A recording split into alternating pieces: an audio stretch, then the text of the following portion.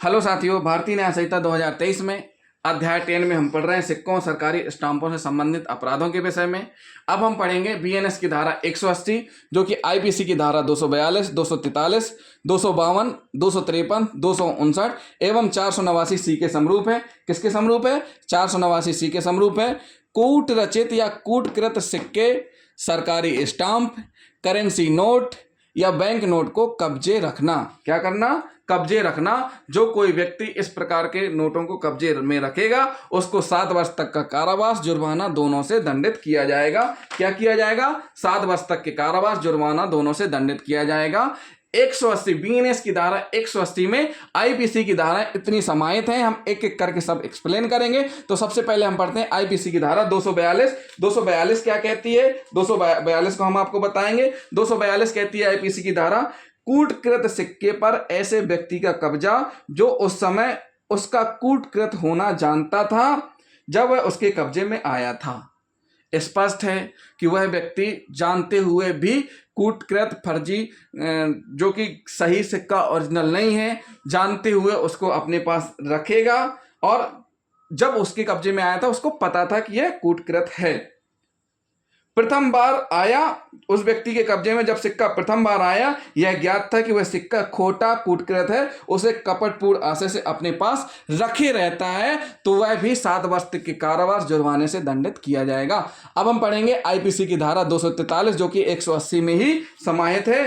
भारतीय सिक्के पर ऐसे व्यक्ति का कब्जा जो उसका कूटकृत होना उस समय जानता था जब उसके कब्जे में आया। मतलब क्या हुआ? इसमें स्पष्ट किया गया कि जब पहली बार सिक्का, भारतीय सिक्का उस व्यक्ति के कब्जे में आया तो उसे ज्ञात था कि वह भारतीय सिक्का खोटा है और उसे कपटपूर्ण आशय से अपने पास रखता है, तो यह दंडनीय माना जाएगा और उसको बीएनएस की धारा 180 के तहत 7 वर्ष तक का कारावास, जुर्माना दोनों से दंडित किया जाएगा।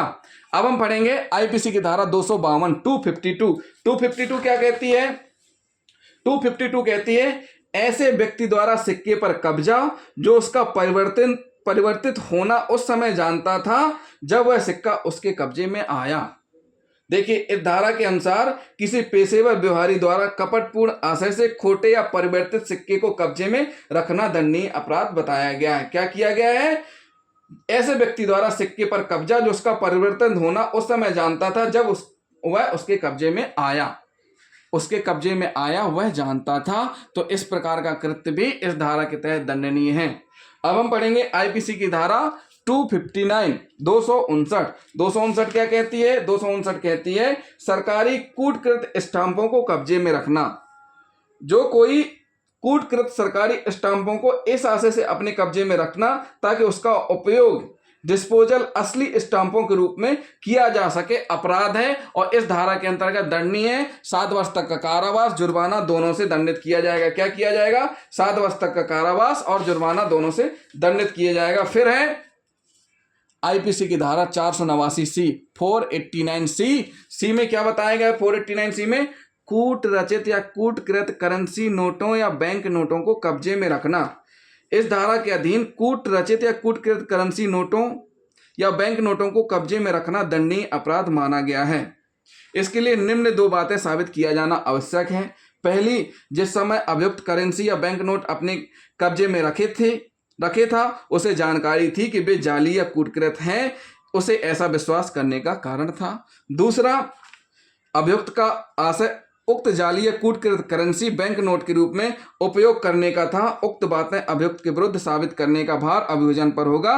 किसी व्यक्ति के पास बहुत बड़ी मात्रा में जाली करेंसी नोट पाया जाना यह उपधारित करने के लिए पर्याप्त कारण होगा कि वह व्यक्ति उन्हें असली करेंसी के नोट के रूप में चलाने का आशय रखता था। क्या रखता था? आशय रखता था। कर्नाटक राज्य बनाम के.एम. रामदास के बाद में अभियुक्त बरामदगी करने वाले पुलिस अधिकारी को प्रेस के परिसर में ले गया, जहां उसने फर्श खोदकर एक संदूक निकाली जिसमें जाली करेंसी नोटों के अनेक बंडल रखे हुए थे तथा उसे अपने दराज में से 20 जाली करेंसी नोटों के बंडल निकाले। इस धारा के अंतर्गत सिद्ध दोष किया गया।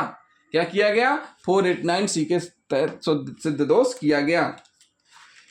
एम मामुथी बनाम कर्नाटक राज्य के बाद में उच्चतम न्यायालय ने अभिनिश्चित किया कि किसी व्यक्ति के पास जाली नोटों का बड़ा बंडल पाए जाने मात्र के आधार पर उसे इस धारा का अपराधी समझा जाना उचित नहीं है। इस बाद में अभियुक्त के 2 रुपए के जाली नोट भुनाते हुए पकड़ा गया।